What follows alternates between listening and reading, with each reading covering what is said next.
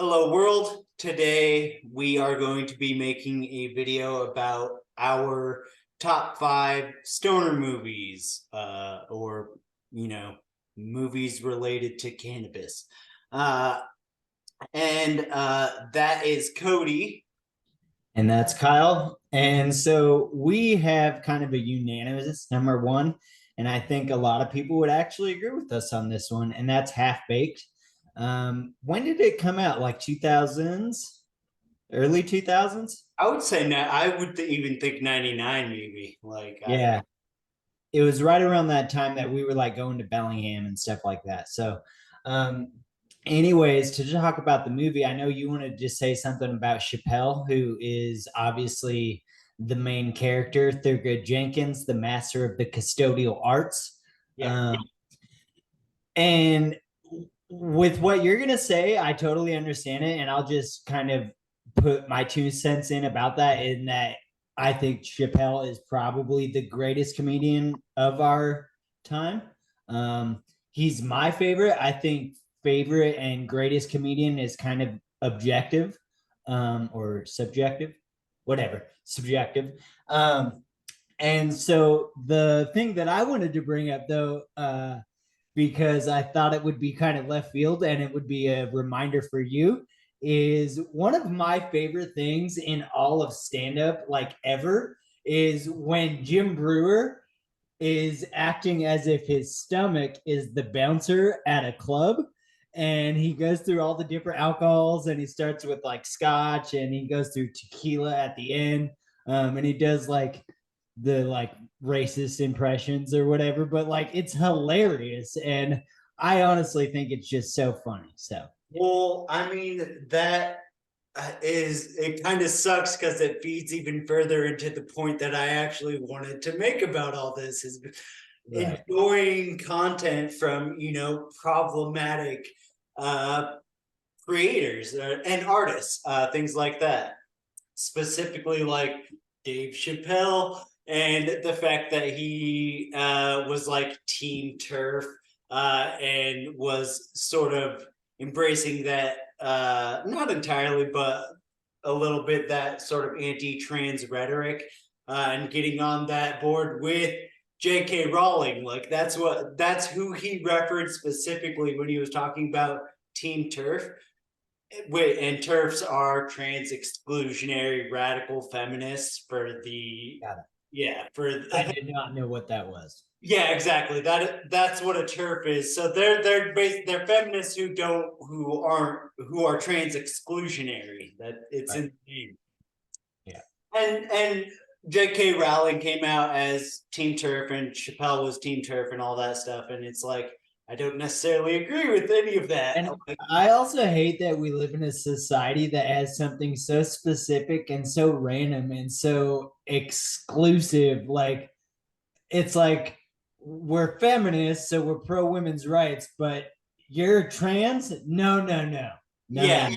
Yeah, the whole thing with TERFs is that like yeah, trans people are invading traditionally feminine spaces, and it's right. like I understand. It's like, yeah, that's sports so. is the biggest But one. like J.K. Rowling, also, dude, I still read Harry Potter with my kids. I'm not gonna stop doing that. Oh, totally.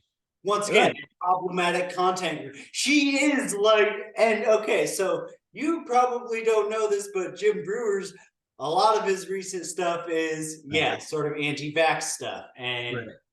that's once again just feeding into the problematic stuff and the fact that seriously, both of them are incredible stand-up comedians and have awesome careers to that tons of work that can be enjoyed. Yeah.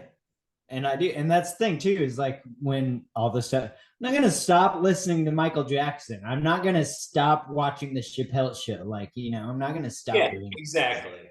Yeah. So then, if you're okay, we can move on to the second one. Yeah, we can number So two.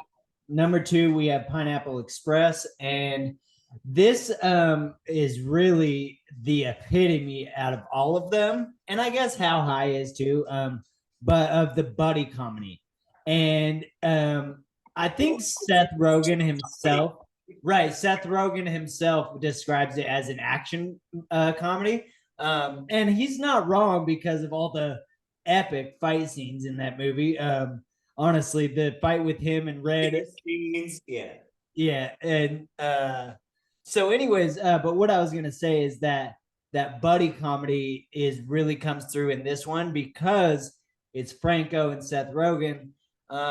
And whereas the other movies, and I'm looking at our list, it's like not just it's not the two main dudes, in my opinion. It's kind of like three. And like Lebowski, it's the one main dude, but then you've got Donnie and what's his face. And in Half Baked, you've got Chappelle as the main guy, but then you've got Jim Brewer and Oh Kenny yeah, and it's a real foursome in Half Baked. Yeah, right. Except you would say Thurgood is the main yeah, protagonist. yeah, Right, exactly. Whereas in Pineapple Express, I think it truly is like it's a dual protagonist, and it's Franco and it's Rogan, and geez, they are just so funny. Their roasts are some of the funniest things that I've seen also when it comes to stand up. yeah, yeah, Yeah. for sure.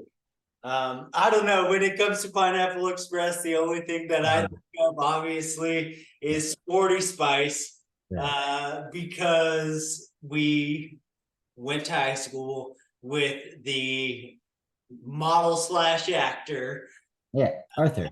Arthur Napiontek, who played Sporty Spice, or the person that Seth Rogen refers to as Sporty Spice in that movie. And it was, like his claim to fame. And like after high school, we all went to parties, and it was like, oh, Arthur was in Pineapple Express. And it's like, dude, you just need to smoke weed. But yeah. Yeah.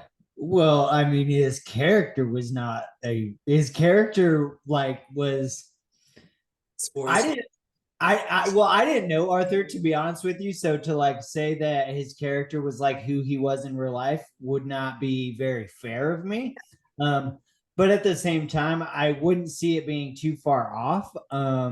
Just on the little bit that I do know, like I think we lifted weights a couple of times in the weight room because that weight room was so huge, and like I think there was just a couple times where we probably were in there at the same time. I don't think I even ever had any classes with him, but Yeah, yeah, like I said, I basically just remember seeing him at a few parties. Like that's it. yeah, and so because I was in Florida, I would not have been privy to that. So yeah. Yeah.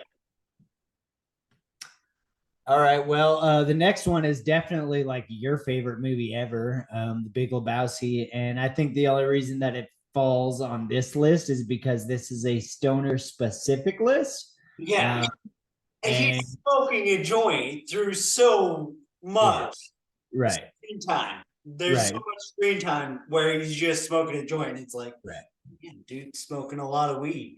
right. So, like with that being said, you can't really argue against it being a stoner movie. Yeah.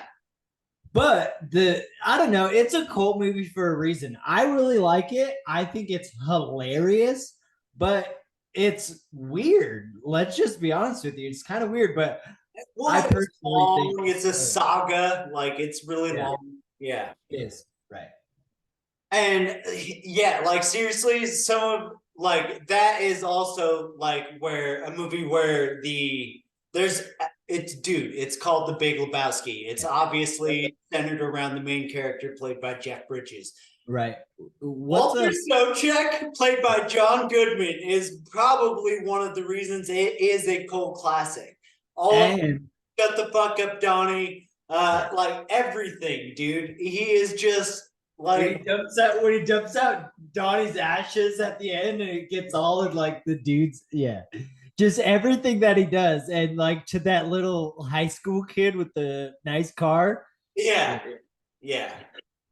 That that's what I was gonna ask actually. Is who does John Goodman play? What's his character's name? Yeah, Yeah, Walter. Walter Sobchak. He's a Polish Catholic, Right. converted to Judaism, stayed a Jew after he got divorced. Right. Converted for his Not wife. like a library card, you don't return it when you get divorced. Yeah. Right. Yeah.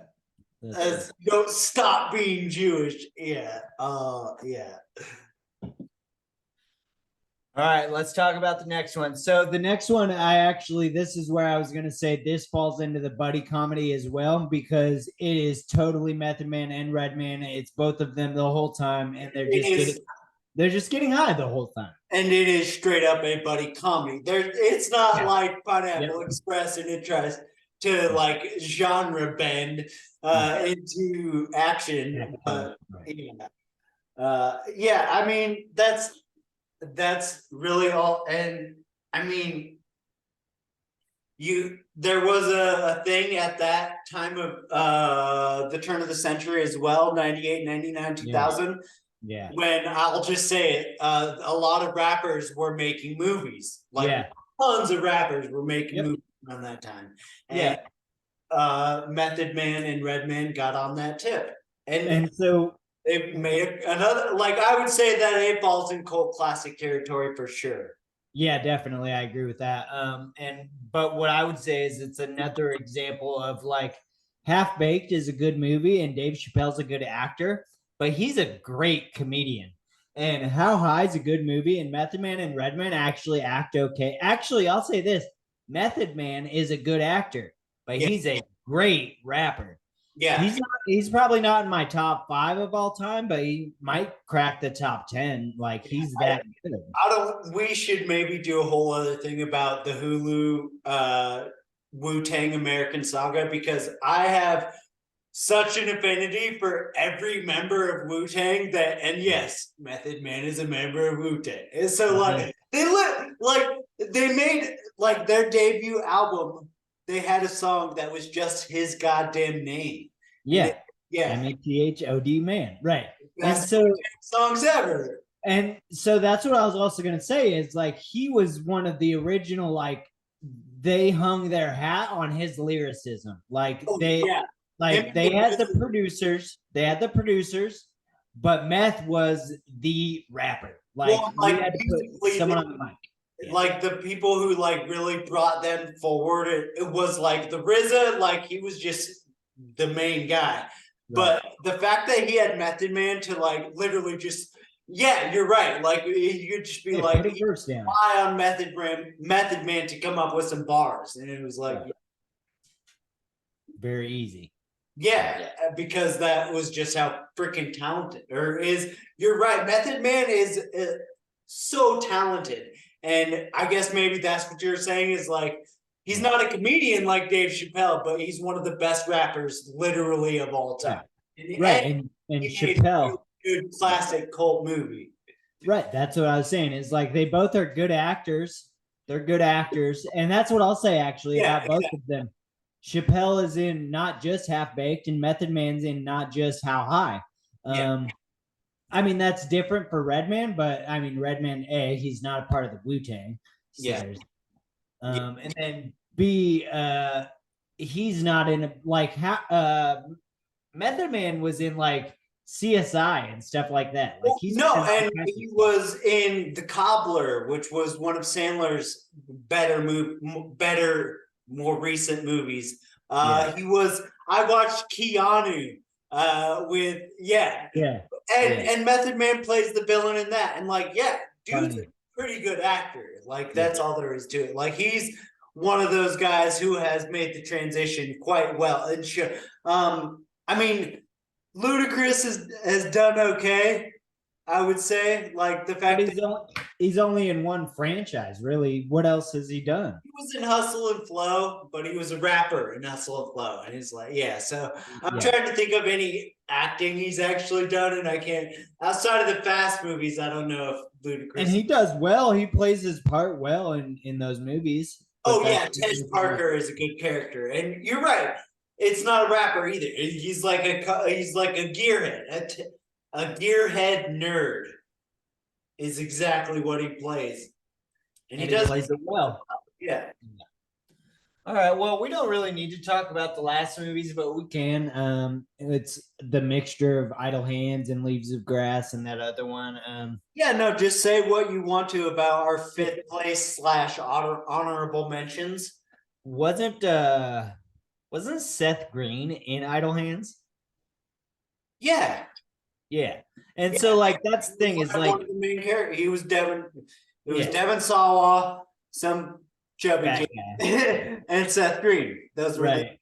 stoner kids. And so, anyways, I was thinking about this the other day, and it's one of those things where like they're actors that were really, really popular when we were young that I haven't seen.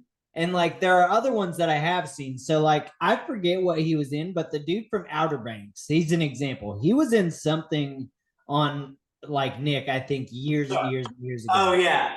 Um, and then but what I was gonna say about those, like Devin Sawa is an example of someone I haven't seen him in anything in forever. And then the other one from that era that everyone liked was Jonathan Taylor Thomas, like JTT. What happened to that guy?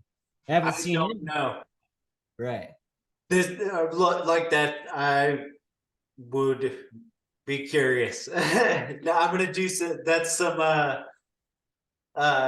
food for research right there. Because there's other guys that kind of fall into that same category that we've kind of seen a little bit of since then, like Matthew Lillard. Like, wasn't he in something? But like, But there's also people from that era who are like crushing it still, like Jason Jason Gordon-Levitt. right. Yeah. And yeah, so like That's a good point. he's a like a shining example. I would say Shia LaBeouf too, but a lot of people think he's crazy. But I love Shia LaBeouf. He's Yeah. a great example though of like some he was freaking Even Stevens, dude. He was a Disney kid. And his acting chops, yeah, once again, say what you want about him, he's still going hard. Yeah, he can really act very well. Yeah, I'm a big Shy fan. Me too. Anyway, I don't know how that's kind of. Oh, we were talking about teen stars of our generation. Yeah, I don't know. The other one that I did want to just mention honorably was the Leaves of Grass movie because yeah, I do think it deserves to be mentioned. Because I mean, it's awesome because Edward Norton plays twins. Yeah, and one of them has a southern accent, and the other makes a point that he doesn't have his southern accent anymore. And I just it's endearing to watch him like play twins and like he does a really good job. Like I honestly like you've seen there have been a few examples of where people play twins. And I honestly think he actually does a pretty good job. And that's not very common. The one I want to watch where twins are played is the Ed Hardy one. Yeah. Tom Hardy, yeah. Yeah, Tom Hardy, Ed Hardy. I saw some clips from that the other day and I was like, yeah, I'm gonna watch that. Yeah. Yes, he plays twins, and I am actually interested to see how he does because yeah, that's not an easy thing to do. Right. And I also rewatched Venom recently, and he's in Venom, and he's just so good. Like he's just such a good actor. Yeah, he's amazing. Yeah. So cool. What's funny is like he's got a thick British accent when he's just normally talking, but like you would never his American English is so good, it's insane. Yeah, I agree. You would never guess that he was a British guy. Like, no offense, but I get the just like looking at him and his name. I feel like Benedict Cumberbatch should have a British accent, and he does. Yeah. All right, let's go. We're done with this. Okay. So that is it. We're gonna end it, and I will end with the phrase that Cody likes to say: knowledge is power. Okay, bye.